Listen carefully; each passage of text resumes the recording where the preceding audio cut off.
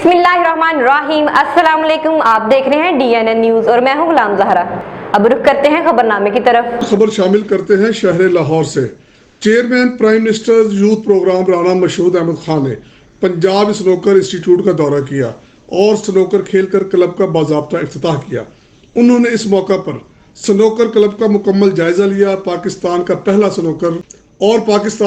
Snooker stadium बनाने का ऐलान किया।